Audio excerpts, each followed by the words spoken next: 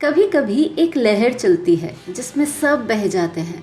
तो देशभक्ति की लहर भी वक्त वक्त पर चलती रही है, जिसका नतीजा ये हुआ कि कभी कभी एक ही साल में एक ही सब्जेक्ट पर कई कई फिल्में रिलीज हुई। आपको याद हो तो 2002 में शहीद भगत सिंह पर 3 फिल्में रिलीज हुई। एक थी सोनू सूद की जो 31 मई 2002 को रिलीज हुई। बाकी दोनों बॉबी देओल और अजय देवगन स्टारर फिल्में 7 जून को रिलीज हुई।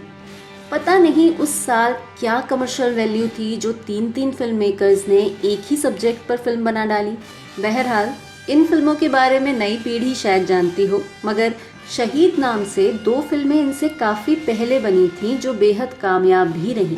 1948 की शहीद में दिलीप कुमार थे, ये आज़ादी की लड़ाई पर आधारित थी।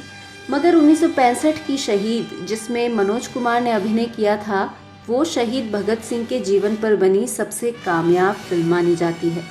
एक इंटरेस्टिंग बात यह है कि इन दोनों फिल्मों में कामिनी कौशल ने अभिनय किया। एक में वो हीरोइन थी और दूसरी में माँ के किरदार में। इसी फिल्म से मनोज कुमार की देशभक्ति की फिल्मों की शुरुआत हुई। इसके बाद उपकार, पूरब और पश्चिम, रोटी कपड़ा और मकान और क्रांति जैसी फिल्मों ने मनोज कुमार को भारत कुमार की पदवी दिलाई। सिर्फ भगत सिंह ही फिल्म मेकर्स के फेवरेट नहीं हैं, बल्कि महात्मा गांधी और झांसी की रानी लक्ष्मीबाई भी हैं। 1982 में आई रिचर्ड एटनबरो की गांधी जी पर बनी सबसे प्रामाणिक फिल्म मानी जाती है, लेकिन उनके सिद्धांतों पर जागृति से लेकर लगे रहो मुन्ना भाई और बाद में भी कई फिल्मों का निर्माण हुआ। झांसी की रानी पर बनी कंगना राणावत की फिल्म तो आपने देखी होगी, लेकिन झांसी की रानी पर इसी नाम से एक फिल्म सोहराब मोदी ने बनाई थी, जो भारत की पहली टेक्निकलर फिल्म है। 1953 में आई इस फिल्म को 1857 की क्रांति पर बनी सबसे प्रभावशाली फिल्म माना जाता है। वैसे 1857 की क्रांति ने बहुत ज़्यादा फिल्म मेकर्स को अट्रैक्ट नहीं किया, फिर भी 1947 की वीरांगना, 1960 में आई नाना भाई भट्ट की लाल किला, 1977 की शतरंज के खिलाड़ी और 1978 की जुनून जैसी कुछ एक फिल्में बनाई गईं, पर इनमें से ज़्यादातर को कामयाबी नहीं मिली। शायद इसीलिए इस सब्जेक्ट पर और फिल्में बनाने के बारे में नहीं सोचा गया। इनके अलावा मंगल पांडे से लेकर नेताजी सुभाष चंद्र बोस, वीर सावरकर, सरदार पटेल तक कई स्वतंत्रता सेनानियों पर फिल्में बनी हैं। देश प्रेम की फिल्मों में एक बड़ा बदलाव तब आया जब चेतन आनंद की फिल्म हकीकत आई। कर चले हम फिदा जानतन साथियों। इसमें सीमा पर लड़ते सैनिकों के निजी जीवन को करीब से दिखाया गया था। ये फिल्म एक मील का पत्थर साबित हुई।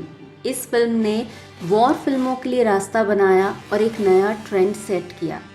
इसके बाद ललकार, आक्रमण जैसी इस तरह की बहुत सी फिल्में आईं और ऐसा होने लगा कि चाहे रोमांटिक फिल्म हो या एक्शन, पर कहीं ना कहीं देशभक्ति को एक इंग्रेडिएंट के तौर पर उनमें डाल ही दिया जाता था। फिर वो दौर बदला, एक्शन, रोमांस, कॉमेडी फिल्मों ने अपनी जगह बनाई, लेकिन जब 1997 में जेपी दत्ता की फिल्म बॉर्डर आई तो फिर एक बार सबको हकीकत की याद दिला गई।